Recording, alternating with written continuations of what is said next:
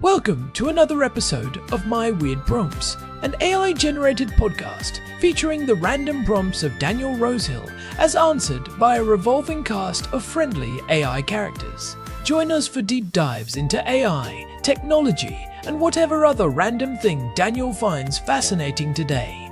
Subscribe on Spotify or your favorite podcatcher. Now, today's episode. This episode was generated using artificial intelligence. Please verify facts. Hi Herman and Corin. So I'd love to chat today about a topic that we've been looking into in the podcast, namely geopolitical preparedness. We've talked about it so much in the context of the wars with Iran and living in Jerusalem. I've mentioned that this is something I've been thinking about. And it's really hard not to when you've lived through it a number of times and you can hear fighter jets in the skies above you, to devote at least some part of your attention to thinking, okay, we've been through this rigmarole before. This is going to be, I guess the approach I take is that this is never about the next war with Iran. This is about living in a volatile part of the world. And how do you get good at that? Because you can kind of get good at whatever you put your mind to.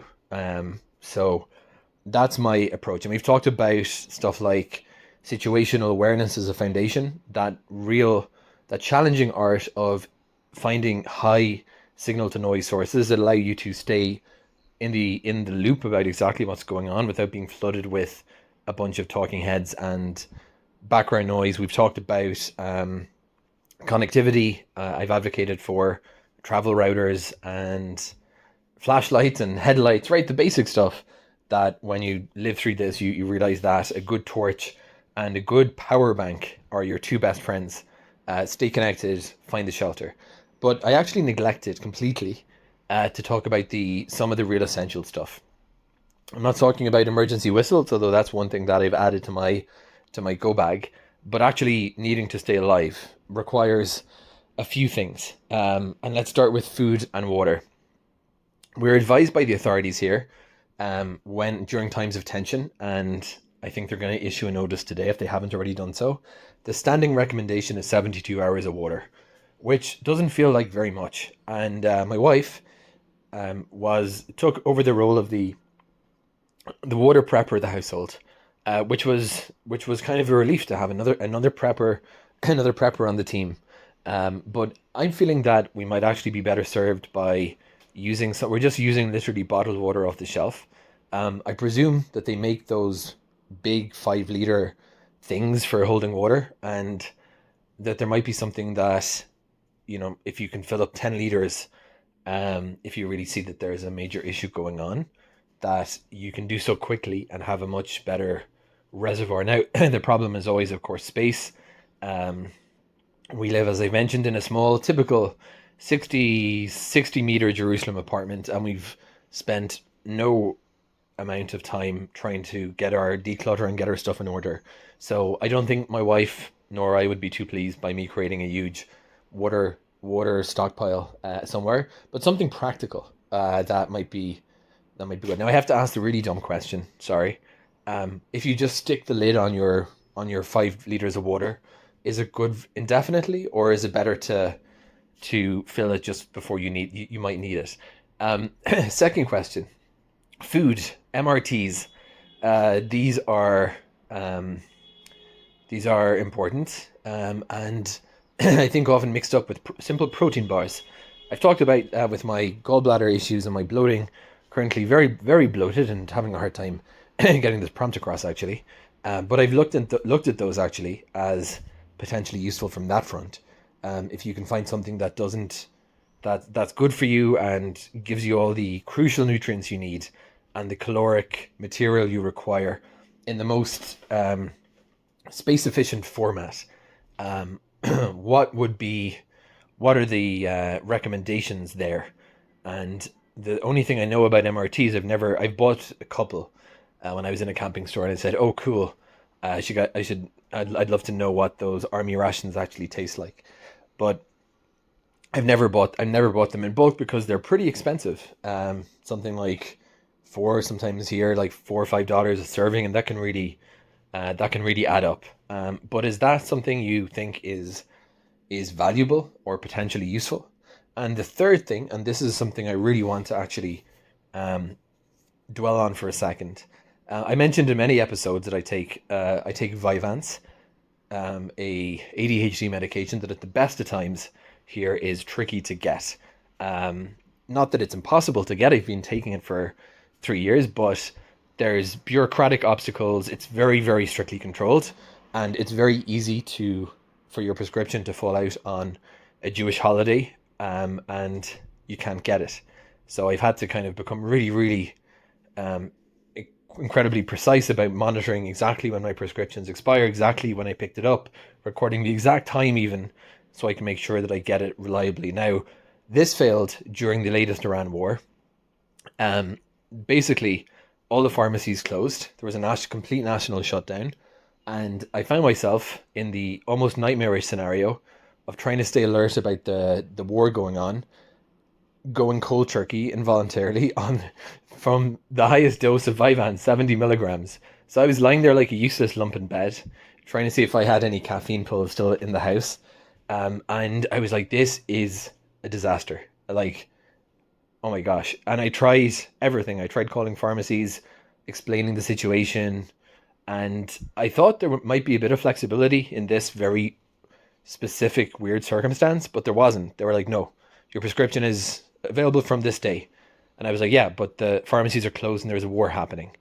And it was computer says no, basically. So my question is, you can't, and I don't want to encourage any illegal activity, but I don't know what the answer is to this. And let's talk about. And I said that because I was saying, could you maybe, you might consider, you can stockpile a drug where you get precisely one tablet per day, but are there some mechanisms maybe in countries where they allow you to have that emergency supply? Because it really struck me that there's some drugs you can just kind of take. It's not the end of the world if you don't take them. It's not pleasant, maybe omeprazole. And there's some drugs where it really can be very debilitating, or I think in the case of Vyvanse, like it's just a nightmare drug where you don't want to be groggy and sedated and lethargic when you're trying to make snap decisions. So again, I don't really have an answer based on what I know about the bureaucracy here, but I'd be curious to know how this plays out in other countries, especially where you have patients on maybe heart medications, those kind of things. It's very easy to think about prepping. Okay, I've got my flashlight, I've got my water, I've got my torch, but what happens if the pharmacies are gone and you're almost out of your meds? What's the plan there? So that's the contingency I'd love to chat about in today's episode. Herman and Corin, let's talk about the fundamentals of prepping this time. The water, the food, the medication. What can you do to make sure that you're well equipped for whatever happens in a geopolitical conflict or whatever else you might be living through? Hey everyone, welcome back to my weird prompts. I am Korn, and I am sitting here in our somewhat cluttered Jerusalem living room with my brother. It is February 21st, 26, and the air outside has that crisp, late winter bite to it. But inside, things are feeling a little more cramped than usual because of all the supplies we have been moving around. Herman Poppleberry reporting for duty. And when Korn says cluttered, he really means we have finally started taking the geopolitical situation as seriously as the news cycle suggests we should. It is one thing to read about regional volatility in a textbook or on a news site, but it is quite another when you are looking at your own pantry and realizing that your entire survival strategy for a blackout is a half-empty bag of pretzels and a single bottle of sparkling water. It is a bit of a transition, right? Moving from that casual, it will probably be fine attitude to the, okay, what happens if the pharmacy is closed and the water stops running for a few days mindset. We have lived in Jerusalem for a long time, and we have seen the ebbs and flows of tension. But lately, the questions from our listeners have taken a much more practical, almost urgent turn. Today's prompt from Daniel is a perfect example of that. He wants to talk about geopolitical preparedness, specifically through the lens of living in a volatile region. We have touched on this before, especially during the height of the Iran tensions last year, but Daniel wants to go deeper into 3 specific pillars: water, food, and medication. It is such an important shift in perspective. Most people think of prepping as this hobby for people living in the middle of nowhere with huge underground bunkers and 10 years of wheat berries buried in the backyard. But when you live in a city like Jerusalem, especially with the infrastructure vulnerabilities we have seen in 2025 and early 2026, it is not a hobby. It is just basic responsible living. You are not trying to survive the end of the world. You are trying to bridge the gap between a crisis and the restoration of services. It is about being a resilient node in a network rather than a drain on emergency resources. Exactly. It is about resilience. So, let us start with the most basic necessity: water. The standard advice we get here from the Home Front Command is to have a 72-hour supply. But Daniel is asking something I think a lot of people wonder. What are the practical solutions for small apartments like ours? We are in a 60-meter space. We do not have room for 50-gallon drums or a dedicated basement cistern. Right, and 72 hours is really the absolute minimum. That is the window the government expects it will take to organize water distribution points if the mains are hit. For a two-person household, the math is actually more demanding than people realize. You are looking at roughly 4 liters per person per day just for drinking and very basic hygiene. That is 12 liters per person for 3 days, or 24 liters for the two of us. But if you want to be able to wash your face, or heaven forbid, flush a toilet once, you need to double that. So we are really talking about 50 to 60 liters. In a small apartment, 60 liters is a lot of space. If you're just buying those 6 packs of 1.5-liter bottles from the supermarket, that is about 7 or 8 packs. Where do you put them? This is where you have to get creative with vertical space and dead space. In a 60-meter apartment, you have to look under the bed, behind the sofa, or even at the bottom of your wardrobe. But Daniel's question about whether it is good indefinitely, or if you should only fill it when a crisis is imminent, is where it gets technical. If you wait until the sirens are going off to fill your containers, you might find that the water pressure has already dropped, or worse, that the water is contaminated because of a pipe burst elsewhere in the city. Yeah, because if I fill a container now and a crisis does not happen for 6 months, am I drinking plastic-flavored bacteria? I do not want to survive a rocket attack only to be taken out by dysentery because I did not rotate my jugs. That is a very real fear. So, here's the deal with water storage. If you are buying commercially sealed bottled water, it is generally considered safe for a very long time. The expiration date on a bottle of mineral water is not for the water, it is for the plastic. Over time, the plastic can leach chemicals into the water, especially if it is stored in a warm place or in direct sunlight. But if you keep it in a cool, dark spot, that water is fine for years. However, if you are filling your own containers, like those 5-liter or 10-liter jugs Daniel mentioned, you have to be much more careful.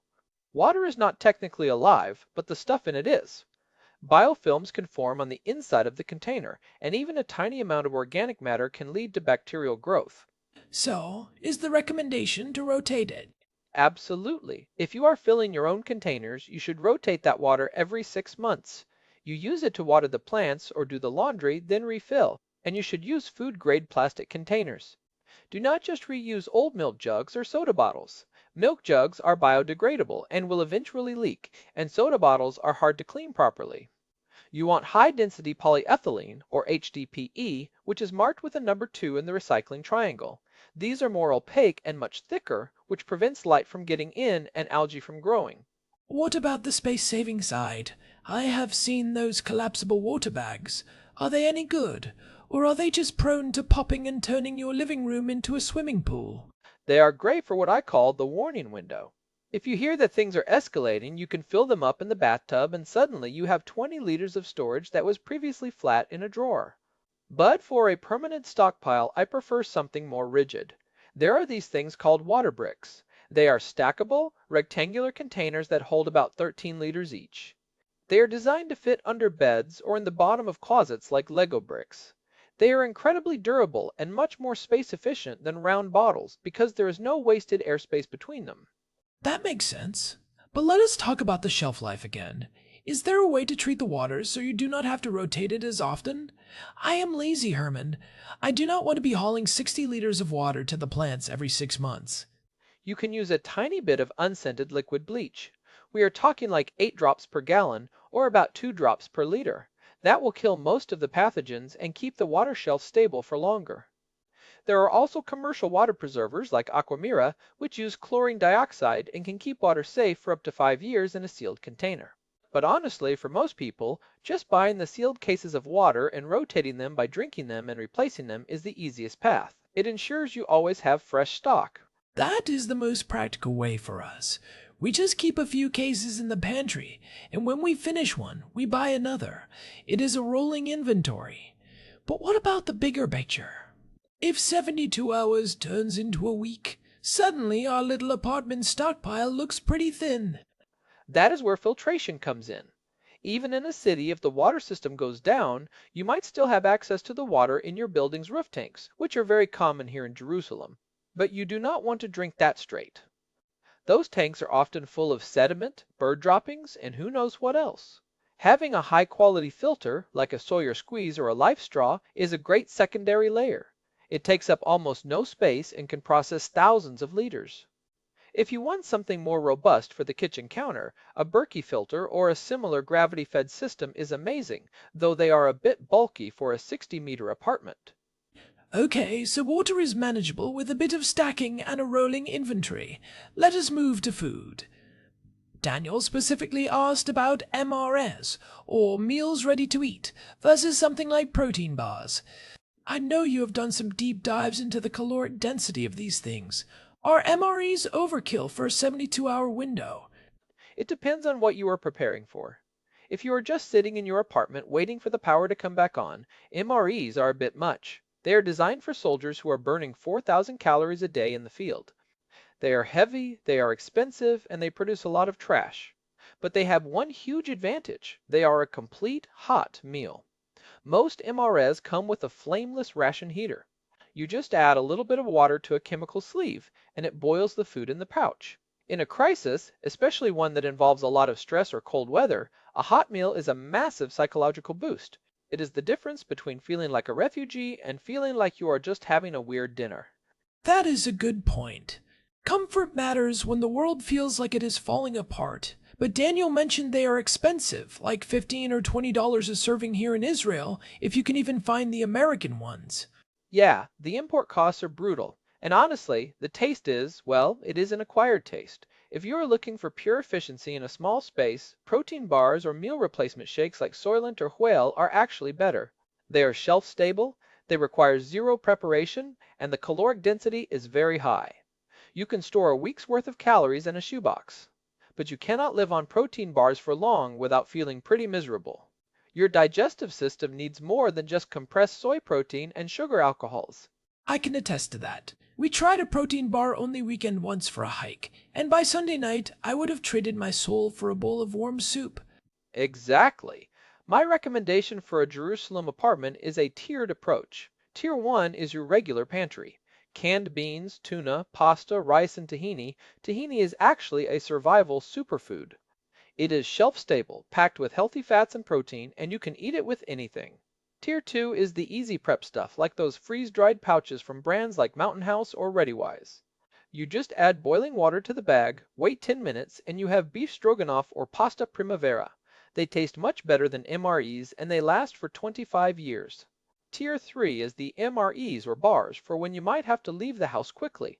So MREs are more for the go bag than the stay-at-home pantry. Precisely. If we have to go to a shelter or leave the city, an MRE is great because it is self-contained. You do not need a stove or even clean water to heat it. But if we are stuck here in the living room, I would much rather open a can of chickpeas and some sardines. Also, we should talk about the shelf life of MREs. People think they last forever, but they really do not. They are designed to last about 3 years at 80 degrees Fahrenheit. If you store them in a hot Israeli balcony or a trunk of a car, they can go bad in 6 months. The freeze-dried pouches are much more resilient to temperature swings. I also want to address the digestive side of MREs. There is that long-standing joke or myth that they are designed to, keep you from needing the bathroom, which might be useful in a foxhole, but maybe not so great if you are just stressed at home. It is not entirely a myth. They are very low in fiber and very high in protein and fat, which definitely slows things down. That is why they usually come with a piece of gum that contains a mild laxative, or at least that is the urban legend. In reality, it is just about the lack of fiber. If you are going to stock MREs, you also need to stock fiber supplements or dried fruit. Prunes are a prepper's best friend, Daniel. Trust me on that one. Good tip. Now, let us get to the most difficult part of Daniel's prompt, medication. This is something that really hit home for him during the recent tensions. He mentioned his Vyvanse, which is a controlled substance for ADHD. When the pharmacies shut down or the systems go offline, how do you manage? Especially when you cannot just buy a 6-month supply of a controlled drug. This is the most critical and most frustrating part of preparedness. For something like water or food, you can just buy more. For life-saving or strictly controlled medication, you are at the mercy of a bureaucratic system. And as Daniel experienced, that system is not always resilient to war. When the national sirens go off and the shops close, the computer says no. In Israel, the system is highly centralized through the health funds like Maccabi or Clalit. If their servers are down, or the pharmacist cannot verify a digital signature, you are stuck. It is a terrifying thought. If you are on insulin, or heart medication, or even something like Vyvanse, where the withdrawal or the sudden lack of focus can be dangerous in a crisis, what do you do? If you are in a shelter and you need to be making split-second decisions, a Vyvanse crash is the last thing you need. There are a few strategies, though they require planning long before the crisis hits. The first is what I call the script overlap. Most health funds allow you to refill a 30-day prescription a few days early, usually at the 25 or 27-day mark. If you refill every 25 days instead of every 30, over the course of a year, you can build up a small buffer. It is slow, but it is legal and it works. After 6 months, you have about a 2-week reserve. But for something like Vyvanse, they often track it to the exact day because it is a controlled substance.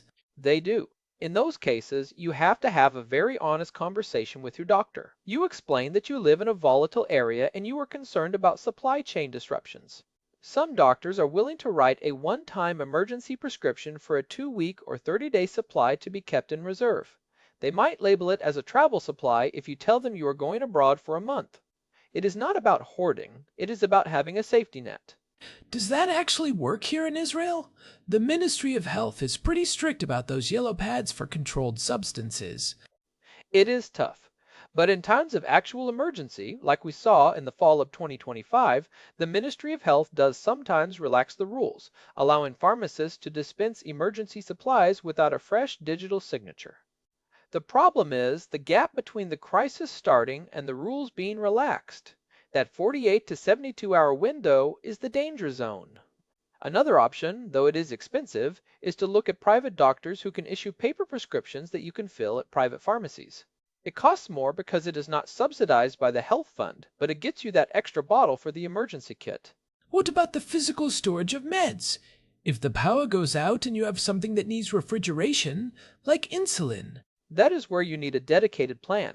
You can get small, battery-powered medical fridges or even just high-quality vacuum-insulated containers like a Frio bag. These use evaporative cooling and can keep insulin at the right temperature for days just by soaking the pouch in water. But for most shelf-stable meds, the key is keeping them in a cool, dark, dry place, not the bathroom cabinet. The humidity in bathrooms is terrible for pills. Keep them in a waterproof, airtight container in the darkest part of your apartment. Daniel mentioned going cold turkey on a high dose of Vyvanse while trying to stay alert during a conflict. That sounds like a nightmare. You're already in a high-stress situation, and now your brain is working against you. It is a double whammy. And it is not just the withdrawal, it is the loss of the coping mechanism the med provides. If you need to be sharp to make decisions about where to go or how to stay safe, and you are suddenly in a brain fog, that is a safety risk. This is why I think medical preparedness is actually more important than food. You can go 3 weeks without food, but you might not last 3 days without certain medications. If you are on something like a beta blocker or an antidepressant, stopping cold turkey can cause rebound hypertension or severe emotional instability, which is the last thing you want in a bunker. So, for our listeners who are in similar situations, the takeaway is to start that conversation with your healthcare provider now. Do not wait for the headlines to get scary. Exactly. And also, keep a physical copy of your prescriptions. We are so used to everything being on our phones or in the cloud, but the cloud is very fragile during a cyber attack or a massive power outage. If the pharmacy's internet is down, they cannot see your digital records. But if you have a piece of paper with a doctor's signature and a stamp, a pharmacist has the legal grounds to help you manually. It is the analog backup for a digital world. That is a great point. I also think there is a psychological component to all of this. Just knowing you have that 72-hour supply of water, some high-calorie food, and a buffer of your meds, it lowers the baseline anxiety. It allows you to focus on the actual situation rather than the panic of scarcity. When the sirens go off, you want your brain to be thinking about the nearest shelter, not about whether you have enough water to last until Tuesday. It is the difference between being a victim of circumstances and being an active participant in your own safety. Daniel talked about getting good at living in a volatile part of the world. Getting good means reducing the number of things that can surprise you. You cannot control where the rockets fall or when the power grid goes down, but you can control whether or not you are thirsty while you are in the shelter. You can control whether you have a hot meal to share with your brother. It is about reclaiming a sense of agency. We live in a world where so much is out of our hands, especially here in the Middle East. But the contents of my pantry and the rotation of my water bottles, that is mine. That is something I can manage. It is a form of mental health maintenance, as much as it is physical survival. And it extends to your community too. If you are prepared, you are not a burden on the system. You are not the person standing in a 3-hour line for water distribution, which means that water can go to someone who truly has nothing. If you have an extra inhaler or a spare bottle of water, you might even be in a position to help a neighbor who is not as prepared. That is how a city like Jerusalem stays resilient. It is not just the government, it is thousands of individuals who have their act together. I like that. Preparedness is a form of civic duty. So, let us recap for Daniel and everyone else. For water in small spaces, think vertical. Use HDPE containers. Keep a rolling inventory of store-bought bottles and have a high-quality filter as a backup. For food, keep a tiered pantry with things you actually like to eat. Use freeze-dry pouches for long-term storage and keep MREs or protein bars in your go bag for mobility. And for meds, start building a buffer now through early refills. Talk to your doctor about emergency supplies, and always keep paper copies of your prescriptions. And maybe most importantly, do not let the preparation itself become a source of stress. You do not have to do it all today. Do it incrementally. Buy 1 extra case of water this week. Buy 2 extra cans of tuna next week. Talk to your doctor at your next scheduled appointment. It is a marathon, not a sprint. The goal is to be 1% more prepared every week. Unless the sirens go off, then it is definitely a sprint to the shelter. But hopefully you are sprinting with a full water bottle and your meds in your pocket. Exactly. And hey, if you are finding these deep dives into the practicalities of our weird lives helpful, we would really appreciate it if you could leave us a review on your podcast app. It helps other people find the show, and we love hearing your feedback. We have been getting a lot of messages from people in other volatile regions, parts of Eastern Europe and Southeast Asia, who are dealing with similar issues. It really does make a difference. We have been doing this for 743 episodes now, and the community feedback is what keeps us going. Whether you are in Jerusalem, Kiev, or anywhere else in the world dealing with your own versions of volatility, we are glad you are here with us. We are all just trying to figure out how to live well in a world that feels increasingly unpredictable. You can find us at myweirdprompts.com for the full archive and a way to get in touch. We are also on Spotify, Apple Podcasts, and pretty much everywhere else you get your audio fix. If you want to send us a prompt like Daniel did, or just say hi, you can reach us at show@myweirdprompts.com. We read every single email, even if it takes us a while to get back to you. Thanks for listening, and stay safe out there. Keep your water rotated and your batteries charged. Thanks, everyone. We will talk to you in the next one. Goodbye. Goodbye. This episode was generated using Gemini Flash 3. Text-to-speech engine was Chatterbox. Thanks for listening to another episode of My Weird Prompts, an AI-generated podcast featuring Daniel Rosehill's AI prompts, as answered by a revolving cast of friendly AI characters including me, Cornelius the Sloth. Subscribe on Spotify or visit myweirdprompts.com.